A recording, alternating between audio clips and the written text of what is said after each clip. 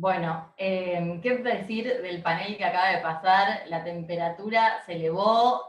Yo me siento que vuelven a ser las 11 de la mañana de una maratón que fue imposible. Estoy despierta así.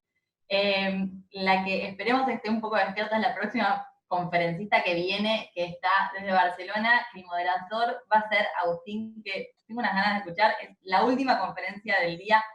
Cierra el primer día de congreso. Así que le voy a dar la bienvenida al moderador que va a dar lugar a esto, Agustín Frisera, director ejecutivo de Democracia en Red, sociólogo y magíster en gestión urbanística, especializado en el cruce entre tecnología digital y el quehacer político, y uno de los equipazos, de los miembros del equipo increíble de Ciudades Comunes. Bienvenido, Agustín. Hola, Caro.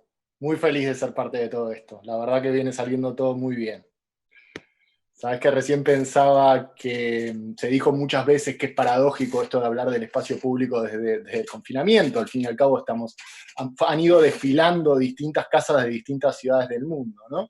Yo pensaba también que es paradójico que en un momento tan anómalo, tan confuso, tan triste, 6 organizaciones hayamos tenido la fuerza de montar un congreso con la calidad de oradores y oradoras que hemos tenido durante toda la jornada y con la calidad técnica con la que se está emitiendo. La verdad que para que la gente lo sepa, lo hicimos en 15 días y eso solo es posible con un enorme compromiso. Así que feliz, feliz.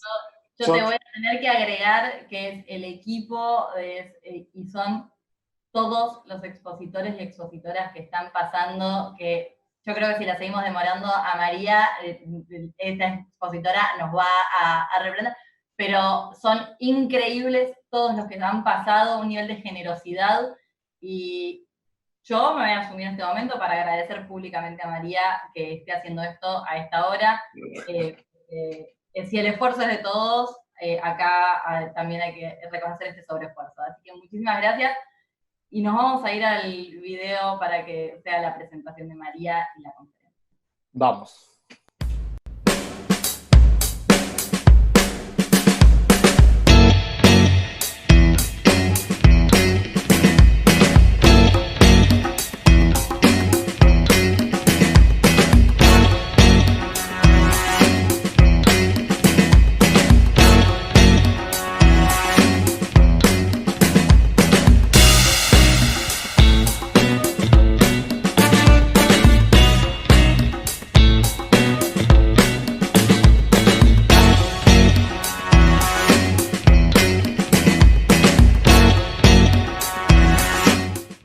Nuestra próxima panelista es una persona con una doble dimensión.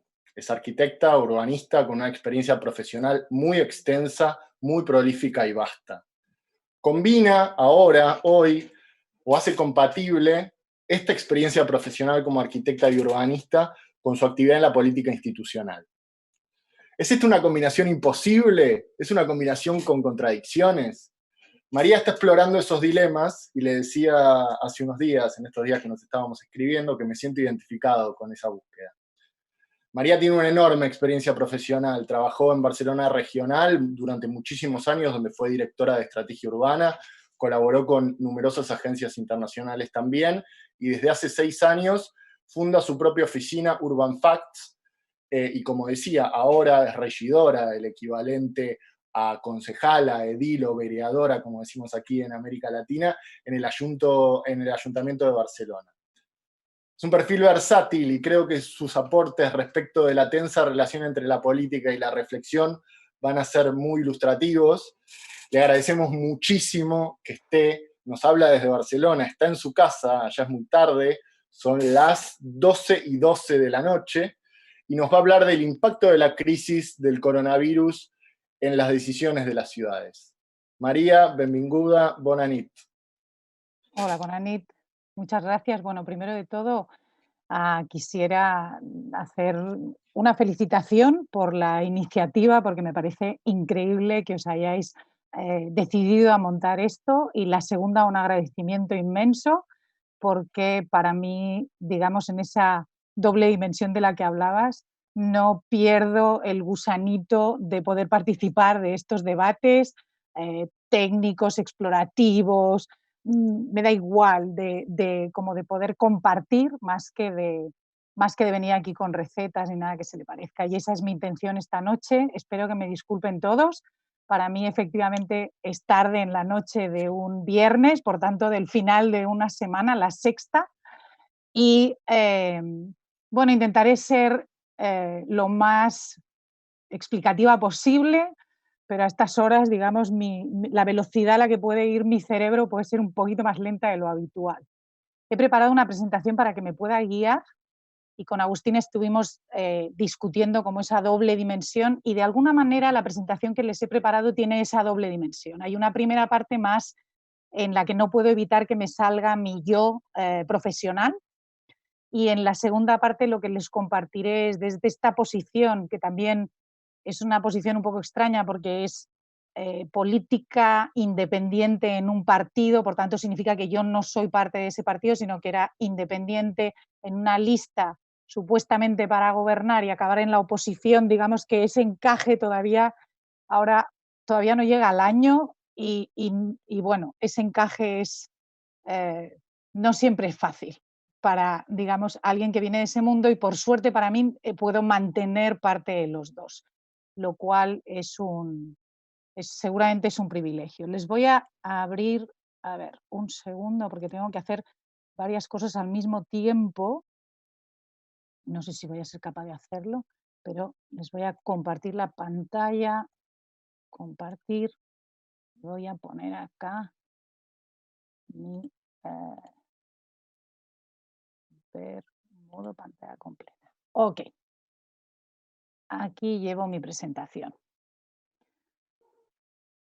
La crisis, creo que lo primero que cada uno la debe haber explorado o explicado de distintas maneras. Para mí la crisis nos dio de entrada un cambio brusco del punto de vista en la manera que tenemos habitualmente o que estamos más acostumbrados a ver las cosas. Y aquí he buscado algunas imágenes, una boca de metro que habitualmente estaríamos acostumbrados a ver absolutamente colapsada o con gente entrando y saliendo a todo momento. Un lugar extremadamente turístico que se ha quedado absolutamente desierto, una cosa inconcebible. Buenos Aires, ahí les dejo una foto que les es más familiar que a mí, pero que finalmente se corresponde a cualquiera de nuestras ciudades en las cuales también todos esos espacios públicos que estamos tan acostumbrados digamos, a transitar entre ellos, de repente parecen escenografías absolutamente vacías y uno se pregunta ¿dónde está todo el mundo? Y mientras todo el mundo, en el sentido de toda nuestra especie, está confinada en casa, otras especies que conviven con nosotros empiezan a, digamos, ocupar los espacios aparentemente que nosotros hemos dejado. En Barcelona, esto es una foto claramente de nuestro litoral, hay delfines. En el Mediterráneo hay delfines, lo que pasa es que nunca los vemos porque hacemos demasiado ruido, nos movemos demasiado, somos demasiados o lo que sea, pero digamos no aparecen y ahora están apareciendo todo tipo de animales. Y por otro lado, un punto de vista completamente diferente, me parece muy, muy interesante y muy sugerente, que es el de eso que hemos llamado o que se llama en los estados de alarma que han dictaminado nuestros gobiernos en cada uno de los países en los que se ha hecho el listado de las actividades esenciales para que podamos estar confinados unos y otros puedan luchar contra esta pandemia. Y de repente eso modifica completamente la aparente estructura, digamos, social o de reconocimiento de determinados servicios, etcétera, etcétera, y aparece para mí también poner en valor la idea de cadena en determinadas actividades, ¿no? Yo he trabajado muchos años en polígonos industriales, que son esos lugares de las ciudades que muchas veces se los da de menos. Yo siempre ponía el ejemplo de las películas. Las películas, si uno se queda hasta el final, en los títulos de crédito sale un montón de gente que no son los protagonistas de la película, que son los que nos han acompañado durante esas 2 horas. Pero sin todas esas personas, la película no se podría llevar a cabo. Un poco ese punto de vista que nos ha cambiado la crisis nos demuestra que efectivamente, y por poner un ejemplo de la sanidad, que es el más, digamos, el que tiene más el foco en esta pandemia y durante estos días, dentro de ese sector sanitario, tan relevante es en realidad la gente que limpia los hospitales, que hace el mantenimiento, las camillas o mueve ambulancias, como los médicos que tienen los conocimientos para curar a las personas, porque en realidad todas esas piezas son fundamentales para el funcionamiento. Y cambiar ese punto de vista y poner en valor de que efectivamente esto es esto es un sistema en el que cada pieza cuenta, aunque aparentemente no tenga un protagonismo o una visibilidad tan grande, me parece que es fundamental. Y la crisis para mí lo que ha hecho es ese cambio brusco, ha hecho esa especie de repente es como si nos hubieran sacado un velo y nos han cambiado el punto de vista, o nos giraron la cara, nos cambiaron el marco, pero nos hicieron mirar de otra manera. Y aquí les comparto, y esto es una imagen, ahora por detrás mío ven una de las habitaciones de mi casa, una que está en un rinconcito porque el resto de la familia está de viernes por la noche, pero les comparto la vista que yo tengo, mi punto de vista desde el confinamiento, y es un clásico interior de manzana del Ensanche de Barcelona, que seguramente es de los tejidos más compactos y más supuestamente densos de las ciudades del mundo. Para mí a mí me encanta estar en uno de estos interiores de manzana, aunque añoro mucho ver también calle y como más perspectiva, pero en estos balcones durante el día sale gente, depende de los momentos, en los terrados arriba de todo hay gente que aprovecha para subir y hacer ejercicio, etcétera, etcétera. Y desde este punto de vista de mi confinamiento, las primeras semanas, llevamos 6 nosotros acá, a partir de la segunda semana en prensa empezaron a salir artículos evidentemente sobre la ciudad y cómo cambiaba todo esto y el confinamiento y lo que significaba, y yo me dediqué a escribir mis propias reflexiones. Así que les comparto mi punto de vista desde el cual empecé a escribir mis propias reflexiones. No soluciones, ya aviso, solo reflexiones sobre la ciudad.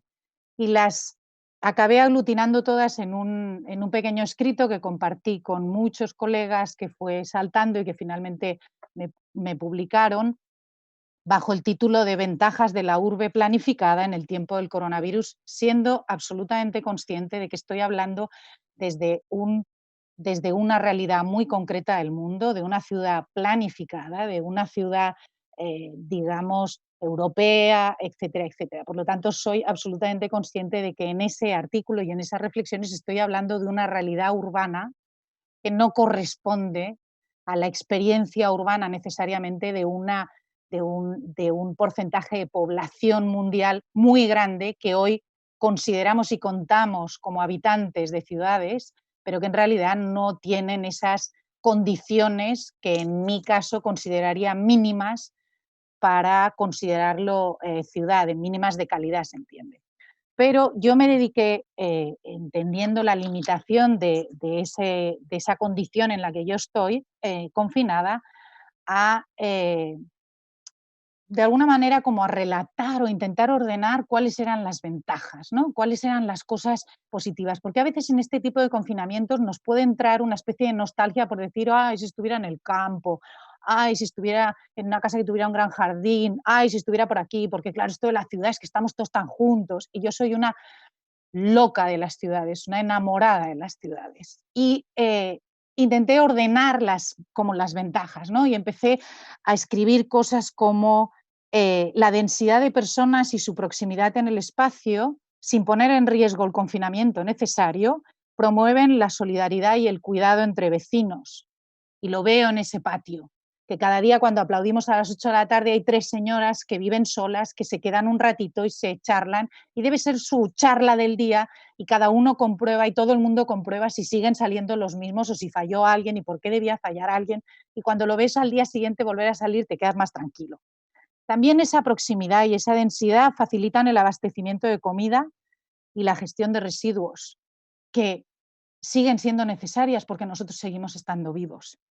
Permiten el acceso a unos servicios determinantes en la lucha contra la pandemia y en particular contra este virus, que es una cosa tan importante como el acceso al agua corriente para podernos lavar las manos tantas veces como sean necesarias, y hacen posible un acceso mayoritario a una cosa que estos jóvenes de las ciudades comunes ya habían descubierto, que es Internet, pero que se ha demostrado tan necesario, y no para smart cities o cosas extrañas, sino tan necesario para mantener a la población informada entretenida y comunicada. Y creo que eso es para mí, uno de los maravillosos aprendizajes. Y es en las ciudades con esas densidades y proximidades donde se pueden proveer todos esos servicios digamos, a un coste no solo de despliegue, sino de mantenimiento que nuestras sociedades es capaz de asumir.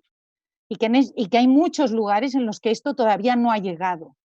Y que de la tradición en la que yo vengo, eso es el resultado precisamente de procesos de planificación y de urbanización, ¿no? Y luego en el ejercicio, ahora tampoco voy a entrar en el detalle de cada uno de los temas, pero sí, digamos, apuntaba cosas sobre las que reflexionaba, de interesantes ejercicios de hoteles que se convierten en hospitales, pabellones de deportes que están al lado de un hospital y le permiten crecer, los establecimientos alimentarios contra el gran centro comercial. Ahora todo el mundo da gracias de tener cerquita de casa un supermercado pequeño, un colmadito, que a distancias peatonales, a distancias a pie razonables, yo puedo ir a la farmacia, puedo ir a una frutería o al mercado y me puedo ir hasta el supermercado, que son los servicios básicos que me van a permitir, digamos, superar toda esta situación de confinamiento. Por otro lado, cosas que, recuperando el tema del Internet, cómo ese punto que hoy en día, por ejemplo, en nuestro marco legislativo no es obligatorio como servicio básico para que un solar sea edificable, para que yo pueda construir un edificio en un solar, pues seguramente deberíamos pensar si a lo mejor eso no hay que revisarlo, porque precisamente en una situación como esta, no tener ese acceso aísla a la gente.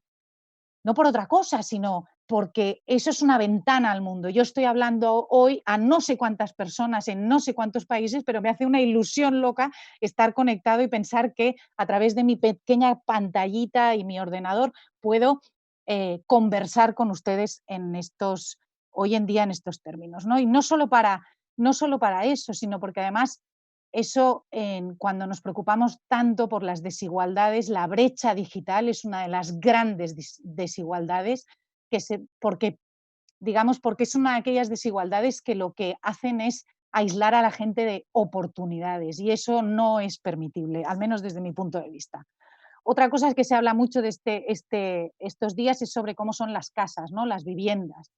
Y yo ahí hacía una reflexión y decía, bueno, yo creo que sí, las viviendas tendrían que ser más polivalentes, las podríamos dividir más fácilmente. Yo soy arquitecto, así se pueden imaginar que mi casa está llena de puertas correderas, de espacios polivalentes y demás, pero la mayoría de las viviendas, digamos, al uso en el mercado son bastante cuadriculadas y todas bastante iguales.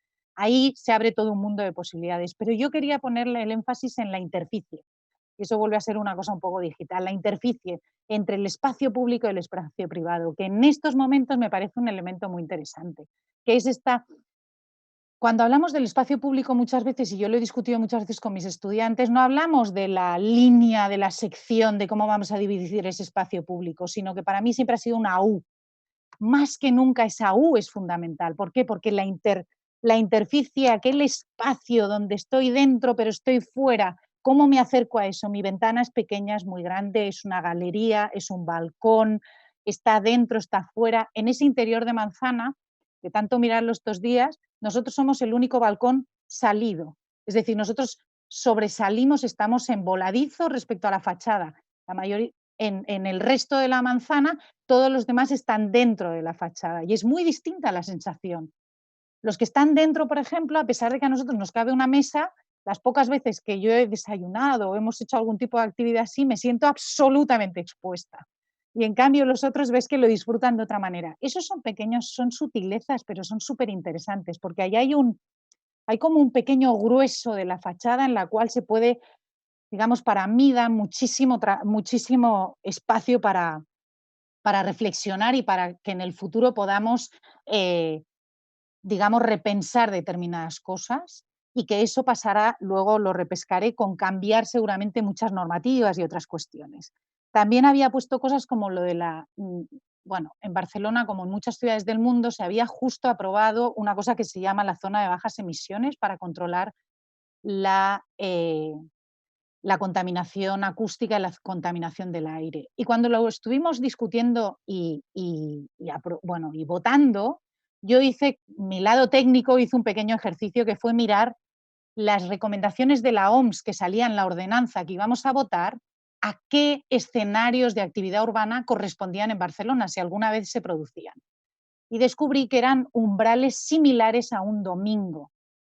Hoy en día estamos en unos niveles de actividad que han generado una reducción de la contaminación a ese tipo de situación. Por tanto, como si estuviésemos en un domingo permanente, cuando hay una cierta actividad, la primaria, la más básica, que sigue funcionando, pero evidentemente el gran grueso en movilidad ha desaparecido.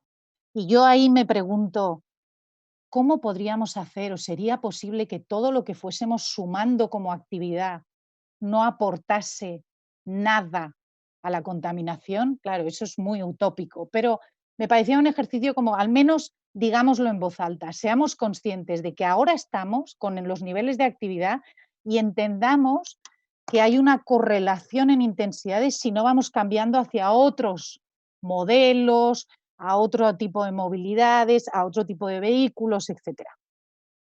Luego estaba el tema del turismo, evidentemente. Este no se le escapa a nadie. El turismo, que además el modelo de turismo más intenso ha puesto en unos niveles de estrés a muchas ciudades del mundo, digamos que ha sido una gran preocupación y sigue siéndolo. Y en este momento que evidentemente hay una caída o va a haber y se prevé una caída importante y que seguramente se apunta que va a ser de los sectores que más va a tardar en recuperarse, digamos, ahí para mí hay una ventana a oportunidad en el sentido de que ahí sí que, lo digo para que no caigamos tampoco en pensar, no, es que no tiene que haber nada de turismo, porque el turismo en muchos lugares del mundo, digamos que tiene un peso específico en la economía importante. Y por lo tanto, si vamos a cambiar, hay que cambiar una cosa por otra, porque ese peso específico digamos, supone trabajo para gente, supone actividad, supone, digamos que tienes que proponer algún tipo de alternativa, pero es evidente que ahí hay un campo para explorar, para ser innovadores, para ser, yo diría también, arriesgados e incluso por ahí yo le veo una gran oportunidad también. Y la otra y el último punto que yo apuntaba en el artículo era esta relación entre campo y ciudad. Se habla mucho de esta, y vuelve a salir esto del rural urbano. Hoy no es el día para extenderse sobre este tema, ni mucho menos, pero me parece que la situación actual es ciertamente interesante en el sentido de que para mí nunca he aceptado ese planteamiento en términos de dicotomía, sino que para mí son interdependientes, porque digamos que las ciudades y lo rural son tan interdependientes como que uno sin el otro no tienen supervivencia. Y hay un precioso libro de un periodista canadiense que se llama Ciudades de Llegada, y hay algunas experiencias en China y en otros países de esta relación entre ciudad y rural que me parecen ciertamente interesantes. Pero en este momento, con esta situación, digamos que el que nosotros podamos quedarnos en casa, pero la cadena alimenticia no se pueda parar porque efectivamente se tiene que garantizar, no solo por razones de salud, tampoco nos engañemos en eso, sino también por cohesión y seguridad social y paz social. No puede faltar alimento y por tanto lo importante que es y el valor que hay que ponerle a ese complemento, a ese sistema que nos complementan como las dos caras de la moneda, y no como uno es el bueno y el otro es el malo, sino porque son interdependientes. Y ahí creo que existe todo un mundo nuevo para reflexionar y demás. Y simplemente el artículo acababa con estas 3 frases que les comparto al final de reconozcamos los valores de la ciudad construida en la que estamos confinados, identifiquemos correctamente los enemigos de la vida urbana, y aquí hacía un especial énfasis a decir que no son la densidad ni la compacidad, y volvamos a reivindicar el urbanismo para mejorar la vida de las personas, es decir, las ciudades planificadas y todo ese ejercicio que hacen un montón de profesionales en el mundo tienen esa capacidad de mejorar la vida. Entonces, yo estaba en esas elucubraciones así más teóricas y como más de profesional técnico en esa faceta mía, Y llegó Agustín y Ciudades Comunes y me dijo, vale, muy bien, pero tú tienes otra dimensión más política. Yo quiero saber el impacto de las crisis en las decisiones que se toman de las ciudades. Y aquí te quiero ver el otro lado de la cara. Bueno, el otro lado de la cara es un poquito menos concreto, también lo voy a decir, es más político. Así que ahí les voy a dejar. Muy bien. Yo en las primeras diapositivas, en las primeras imágenes, perdón, decía, ok, la crisis nos dio un cambio brusco del punto de vista. Pero ¿va a ser un cambio permanente? ¿Va a ser realmente un punto de inflexión de ese calibre? ¿O va a ser temporal? Y en cuanto, bueno, con un impasse, pero en el fondo de aquí unos meses esto será una anécdota que explicaremos cuando seamos mayores y habrán unos que habrán nacido en aquel confinamiento, otros se tenían que casar en aquel confinamiento, otros se separaron en ese confinamiento y cada uno tendrá una historia de ese confinamiento, pero el mundo poco a poco se habrá ido olvidando. Será un cambio cualitativo, habrá algunas cosas que habremos aprendido y habremos identificado, cosas que consideramos, descubrimos lo que era básico y esencial, o será un cambio cuantitativo, aprendimos que más no siempre es mejor. Y a mí hay una pregunta y eso se aprende y se ve muy rápido cuando uno se mete en política desde el mundo técnico, ¿el cambio lo interpretamos todos igual? ¿Todos entendemos lo mismo por ese cambio? Por eso yo puse lo de un cambio en el punto de vista.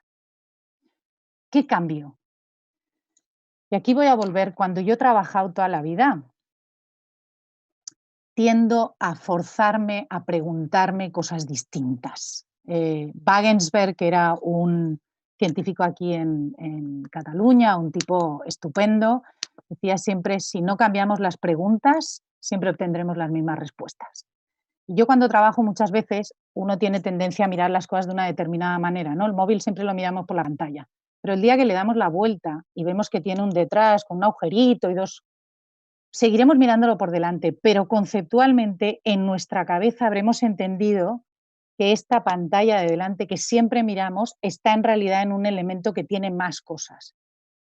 Cuando hablo del punto de vista, y por eso utilizo esa, no sé si es esa metáfora o esa expresión, lo que yo quiero entender es que lo que hicimos fue darle la vuelta a algo que siempre lo mirábamos de la misma manera. Y entonces, cuando me lo llevo al terreno de las decisiones, ¿cuáles son los debates que hay ahora, al menos en la mayoría de los ayuntamientos? Las medidas urgentes, ¿cuáles son? ¿Creéis que todo el mundo las entiende y las interpreta igual? ¿Que todo el mundo prioriza lo mismo?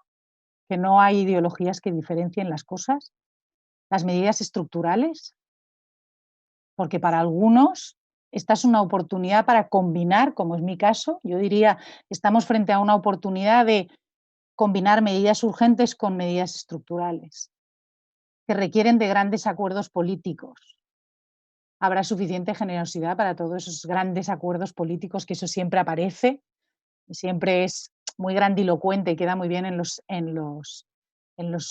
periódicos, por decir una manera, pero también llevémoslo al terreno social. ¿Habría un gran pacto social? Esa sociedad que le reclama a los políticos se podría poner de acuerdo más fácilmente, porque lo que uno se da cuenta es que en realidad la parte política no es más que una representación de la parte social, por tanto no son tan distintos. Son recursos públicos, completamente, parcialmente, porque recursos públicos, nadie tiene una varita mágica. Los recursos públicos significa que salen de los impuestos de las personas. Y la inversión privada, pues ya sabemos también de dónde sale, ¿no? Y aquí no me estoy posicionando, no he venido hoy con el atrevimiento de poner ni muchísimo menos decisiones o soluciones. Yo creo, y ahora sí voy a entrar esto es opinión personal, o sea, digamos, evidentemente el enfoque es personal, pero creo que la crisis o este momento, esta situación en la que nos hemos encontrado a nivel global, seguramente es una condición necesaria para hacer reflexionar a mucha gente. Y eso siempre es bueno, porque mucha gente, digamos, empujando en una determinada dirección o que haya cambiado el punto de vista o que le hayan enseñado otra, digamos, otra dimensión de lo que siempre se miraba de la misma manera, eso es una gran, digamos, eso es una cosa que no pasa fácilmente, ¿no? En estos días que hay tantas charlas y tantas, bueno, uno va enganchando por YouTube y por otros medios, bueno, conferencias o diálogos o conversaciones entre periodistas y pensadores. Alguien decía, bueno, es que lo que nos hemos dado cuenta, no sé si va a cambiar algo, pero por lo menos nos hemos dado cuenta que si hay que parar el mundo somos capaces de hacerlo. Sí, claro, cuando la razón es la suficientemente grave, hemos sido capaces de parar el mundo, que si nos lo llegan a decir todos, no sé, en Navidad, nadie se lo hubiera creído, hubiera dicho, tú estás loco, ¿vale? Por tanto, ¿es condición necesaria? Sí, pero ¿es suficiente para esto, esta gran palabra del cambio de paradigma? Y ahí es donde yo soy menos optimista, disculparme. Creo que es condición necesaria y eso es muy bueno, pero creo que tampoco podemos caer en la facilidad de decir, sí, sí, esto es un cambio de paradigma. No, creo que no es suficiente, pero es una gran oportunidad. Y ya lo escuchamos eso en la crisis económica del 2008. Pero lo que creo que tiene esta de particular es que esto no ha sido una crisis económica. Esto ha sido una crisis sanitaria que en realidad estamos todos aquí confinados por dos motivos. Uno es porque si colapsamos nuestros sistemas de salud, la probabilidad de que, digamos, la probabilidad de que el número de personas afectadas y por tanto de funciones a raíz de esta pandemia en el mundo en general fuera incontrolable, ¿quién va a cargar con eso? Eso es hablar de nosotros en primera persona, es ver eso que nos hemos dicho muchas veces del cambio climático, de que el cambio climático empeora las condiciones para nuestra supervivencia, eso que suena tan alejado, de repente nos lo han puesto con un espejo bastante cerca. Lo suficientemente cerca como para que nadie se quiera sentir responsable, incluso los políticos más irresponsables del planeta que dijeron, no, nosotros no vamos a confinar a nadie, tardaron 1, 2, 3, 4, 5 y acabaron confinando y si no lo hizo el uno, lo hizo el de la ciudad, si no lo hizo el del gobierno superior o lo que fuera, pero nadie quiere cargar en la espalda con eso. Y por tanto creo que en ese sentido es una condición necesaria y una oportunidad.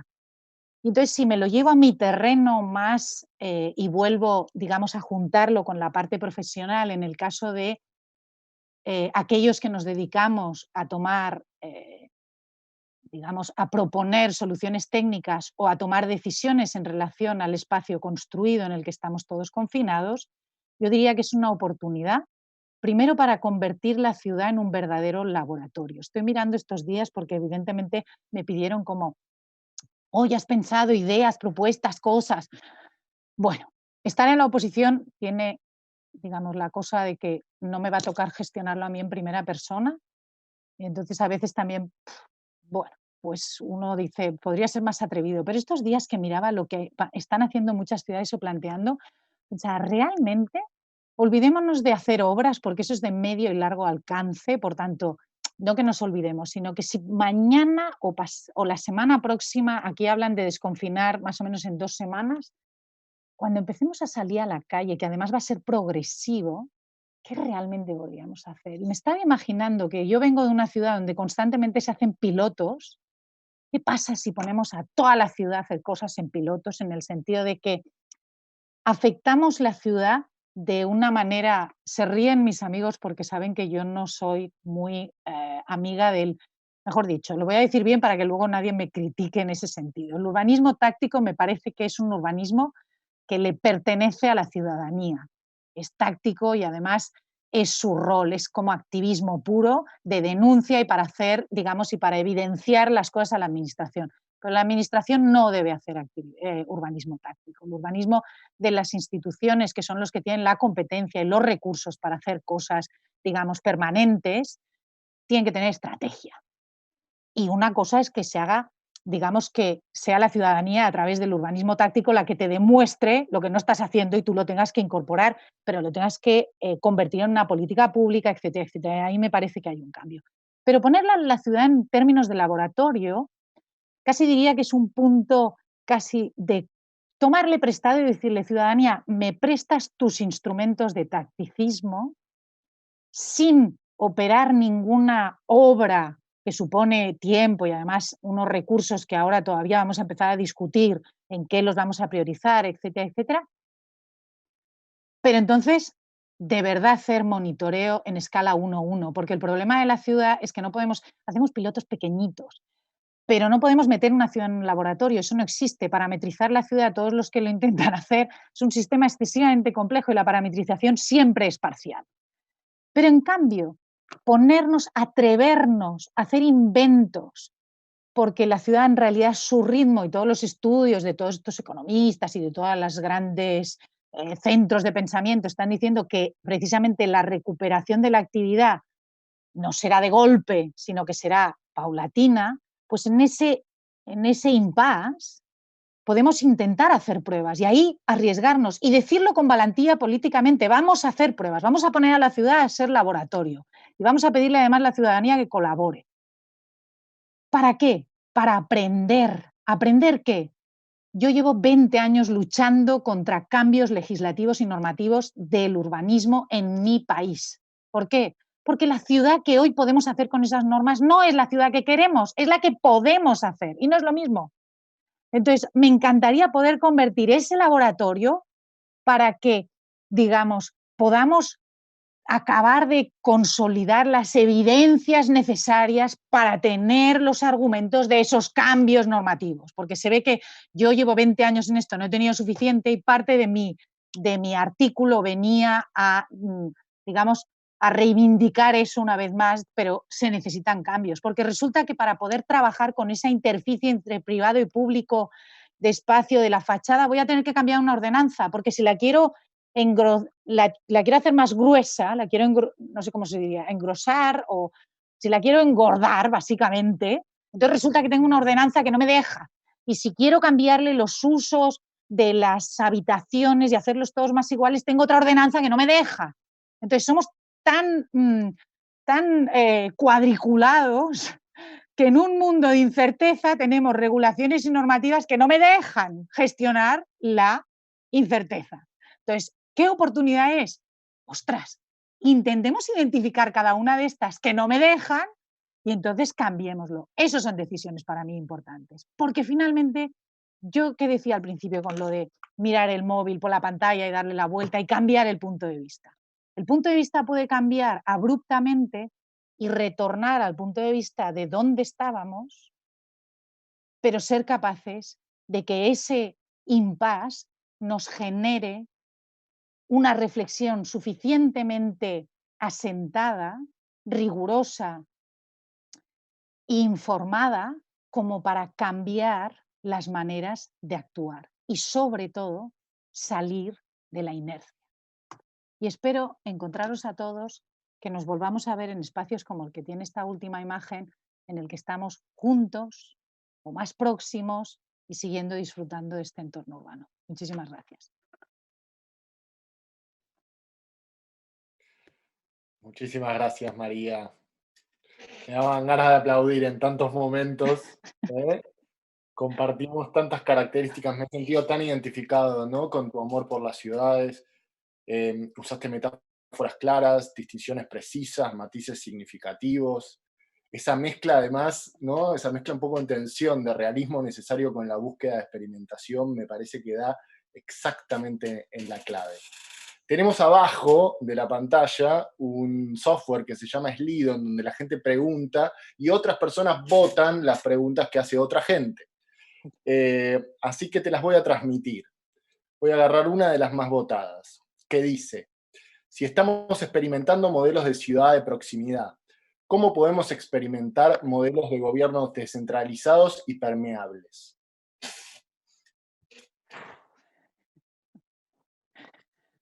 Mira, hoy me he pasado la tarde en una sesión, bueno, esta semana he hecho 3 en México, con la Secretaría de Desarrollo Territorial y Urbano, con el SEDATU.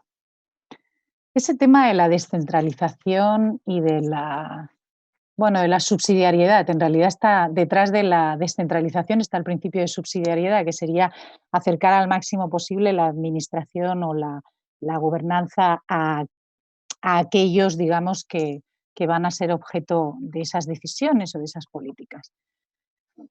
No, mi experiencia, y ahora no hablo de mi experiencia política, sino esto lo aprendí técnicamente porque técnicamente estaba dentro de las instituciones. El tema de la descentralización, que efectivamente es muy pertinente para muchas cosas y especialmente en lo que es, yo diría, la relación del ciudadano con esos gobiernos precisamente y como espacios de participación, para otros elementos son excesivamente o no son tan, ¿cómo lo diría? No son los mejores, pero déjame que matice una cosa. Hay cuestiones de la ciudad que yo, por ejemplo, en Barcelona hay 10 distritos y cada distrito, los consejeros que hay en cada distrito vienen y te explican una cosa y creen que en su distrito es lo que pasa y no pasa en ningún otro distrito.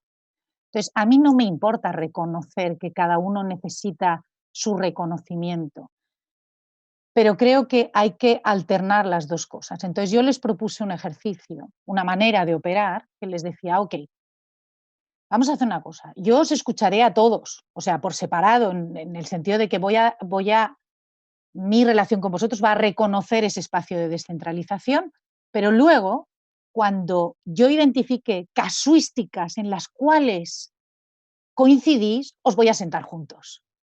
Porque nos es demasiado fácil encontrarnos las diferencias y en cambio, digamos que hay elementos en los cuales converger es importante. Y en ese sentido entiendo lo que significa la descentralización en términos políticos y que es deseable, pero por otro lado creo que la descentralización tiene que tener un equilibrio de ida y vuelta y sobre todo en una ciudad, en un área metropolitana, en una región, de ida y vuelta, ¿no? Y entonces, bueno, nunca es fácil, pero y de ida y vuelta para mí no es jerárquico, no es de ida significa que yo te lo impongo y de vuelta es que tú reaccionas. No, de ida y vuelta para mí es como, eso es una cosa que los arquitectos tenemos muy interiorizado, que es esa idea de las escalas, ¿no? Nosotros trabajamos con escalas y nos movemos muy fácilmente por una cosa de detalle y volvemos a subir y volvemos a bajar. Esa especie de zoom constante con la cámara, yo creo que es fundamental en el espacio político, pero también estoy de acuerdo en que no es fácil porque implica mucha generosidad y implica no temer que los cambios de escala necesariamente desdibujan tu posición, pero no es fácil y no he visto en ningún sitio que estén perfectamente resueltos, no lo he encontrado, yo no los he encontrado, pero sí, o sea, la descentralización es deseable en muchas cosas, pero yo creo que no perdamos de vista que no es la panacea tampoco, no es la panacea. Y hablando de experimentar con nuevos modelos, ¿qué te parecen estos experimentos, podríamos decir, que se están haciendo en Barcelona con las nuevas tecnologías, que ya no son nuevas, como bien decías? Internet debería ser un derecho básico, la presencia del decidim, por ejemplo. ¿A vos qué te parece? ¿Cómo convive la representación indirecta con la posibilidad de mecanismos de democracia directa? Bueno, ahí voy a poner de manifiesto mi edad.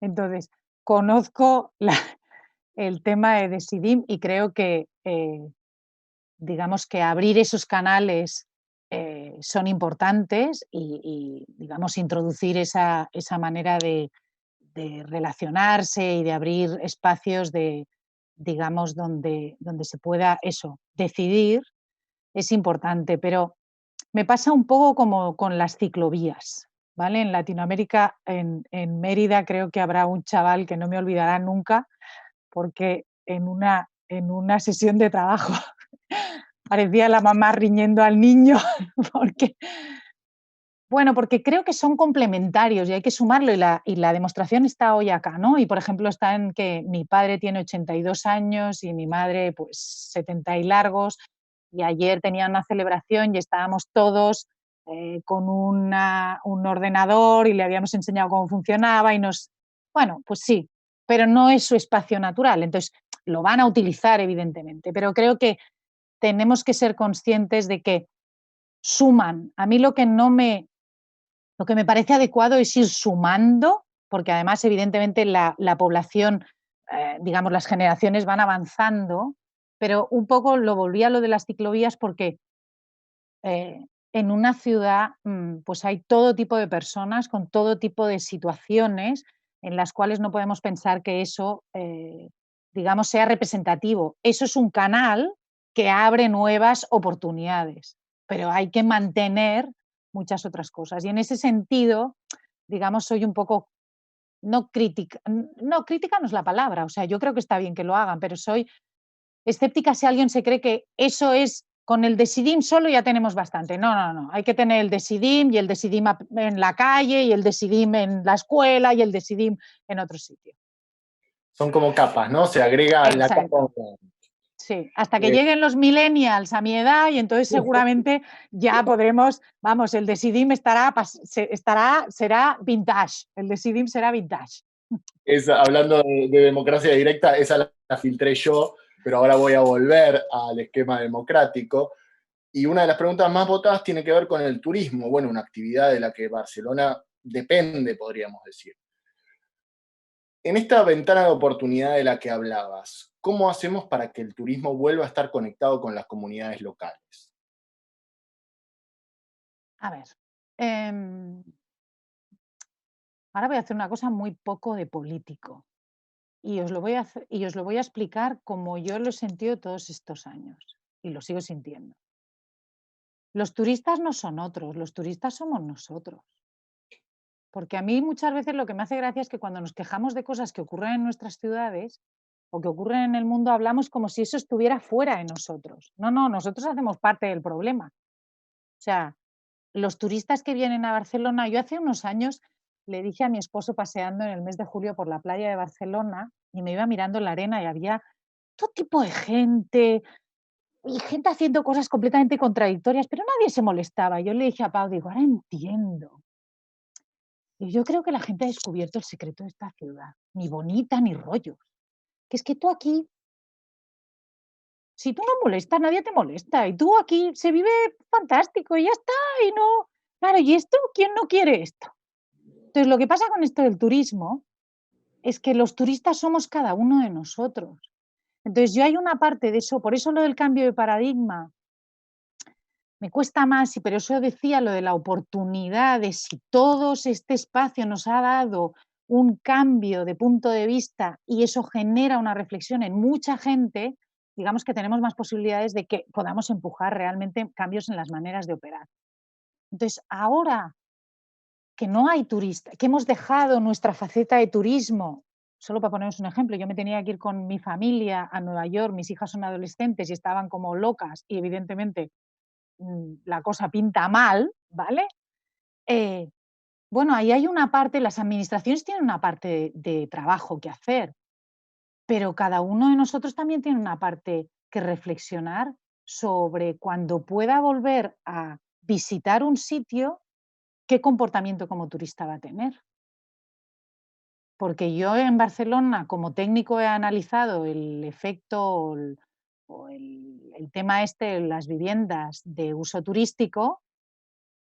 Y bueno, aquí hay, o sea, esto no es un negocio en el que detrás hay unos señores con corbata. No, no, detrás muchas veces hay gente que tiene nuestra pinta, o sea, que son como nosotros, por decirlo de una manera, ¿vale? Que le ven y que no piensan que sus actos tienen consecuencias y el que los ocupa no se plantea si son ilegales o no son ilegales o a quién molestan o dejan de molestar. Y yo he convivido en el piso de abajo con un apartamento turístico y la gente tiene un comportamiento individual en ese momento que en su casa no tendría. ¿Y por qué allá lo tiene? Entonces, en este tema del turismo hay una cuestión por parte de las administraciones de ayudar al sector del turismo a buscar modelos más sostenibles, por tanto, no solo de masificación y lo que yo decía antes, de cantidad, sino de calidad seguramente, y de profesionalidad. Pero por otro lado, esto solo tampoco será suficiente. Por otro lado, hay que hacer una reflexión, y esa es más individual, comillas, colectiva, si queréis, de qué significamos cada uno de nosotros como turistas, porque somos nosotros mismos, no son otros. No vivimos en el planeta Tierra los ciudadanos. Ah, y hay otros que tienen la etiqueta de turistas. No, somos los mismos. Vamos con la última. Ok. Si tuviéramos que pensar cambios obvios a la hora de diseñar nuestros espacios públicos después de haber atravesado esta crisis sanitaria, ¿qué se te ocurre? ¿Por dónde podríamos empezar? Pregunta a Los, la cam- gente. los cambios obvios. Uf. A ver, ahí hay muchas diferencias, ¿no? Entre ciudades, ese seguramente es uno de los... O sea, no hay diferencias en la... Está generalizado la idea de que el espacio público es fundamental para la calidad de la experiencia de la vida urbana. Yo creo que eso es global, ¿vale? Lo que no está generalizado son los estándares que le asociamos a ese espacio, ¿no? Yo siempre, cuando me hablan o cuando, digamos, voy por ahí explicando Barcelona, que no me gusta explicar como esa especie de, no sé, ni el mito ni el horror, ¿vale? Sino que, por ejemplo, en referencia a los espacios públicos, siempre explico que para mí lo más determinante de los espacios públicos de Barcelona no es tanto el diseño de cada una de las cosas, sino que en un determinado momento se decidieron 3 elementos concretos, como es la calidad de las piezas que se colocan, el hecho de que sea accesible el wall, en cada cruce, el hecho de que sea accesible una papelera y un semáforo. Esa combinación de esos elementos en esta ciudad se decidió, en principio de los gobiernos democráticos, que tenía que ser la misma calidad y ese mismo elemento el que estuviera en el barrio más rico de esta ciudad y en el más pobre de esta ciudad. Esto es realmente democracia. Para mí esto es el ejemplo de la democracia en el espacio público. Porque en muchas ciudades del mundo, digamos que que se llaman o se autodenominan del primer mundo, desarrollado, todo ese rollo, eso no existe. Y eso es una cosa que yo lo que me pregunto ahora, y ahora contesto lo del obvio, es que en este momento en Barcelona me gustaría encontrar o reflexionar, y no en solitario, porque esos siempre son ejercicios que hay que hacer colectivamente y que uno no tiene la solución de las cosas, faltaría más. Pero que me gustaría saber cuáles son esos 4 piezas que de la misma manera y con la misma contundencia las pudiésemos repetir en toda la ciudad y que hiciesen ese cambio cualitativo. Y yo empiezo a intuir que son cosas distintas, como por ejemplo, no, el tema de los carriles segregados, o sea, esta obsesión que tenemos por compartimentar ese espacio, yo ahí tengo dudas. Creo que por ahí no creo que vayamos bien. No tengo claro hacia dónde iríamos, pero creo que hacia ese tipo de carriles, o sea, como teníamos 20 metros, vale, pues ahora le voy a dar, lo voy a dividir por nos estamos peleando por eso en vez de generar una cultura de convivencia de velocidades, ¿no? Entonces creo que ahí hay un campo para explorar. Otra es el tema de las sombras. Nosotros somos una ciudad con muchos árboles, pero yo, digamos, por viajes y demás, ves que hay muchas ciudades en las que no hay sombras. Y creo que o las sombras, en algunas ciudades me he encontrado que las sombras las colocan en el andén central y entonces dan sombra a los coches, pero los peatones en los andenes van sudando, ¿no? Entonces, ese tipo de cosas me parecería como sombras. Esa repartición de lo otro y, aunque parezca increíble, me parece que hoy en día tenemos que reivindicar la posición del peatón. El peatón no convive con nadie, el peatón es el último eslabón, el más débil, ese tiene su espacio. Y todo lo demás hay que inventarlo en el resto. Pero en el resto no creo que la cosa vaya de hacer líneas, que es como una solución muy, bueno, es como de repartir, tengo un pastel, ¿no? Y ahora ha venido otro, vamos a repartir. No acabo de... Yo por ahí creo que no vamos bien. Entonces, en lo obvio, creo que precisamente porque la actividad va a ser distinta, ahí puede haber todo un mundo, sin necesidad de pintar nada, ¿sabes? Como de hacer obra. Ahí hay todo un mundo. Y para mí es sombra, peatón, digamos, proteger al peatón al máximo y generarle esos espacios de calidad Y el resto de los modos tienen que aprender una nueva manera de convivir en un espacio compartido. María, Agustín. moltísimas gracias. No, para mí un placer. Un Fantástico. placer escucharte. Ahora me va a costar irme a dormir porque estoy demasiado excitada. Y es la 1 de la mañana. Ya me veo aquí, me voy a tomar, no sé, gin tonic o algo así para ver si, si me voy a dormir. Muchas Bueno, gracias. espero que todos estén bien y les mando un beso muy fuerte. Un beso Hasta enorme. pronto. Muchísimas gracias.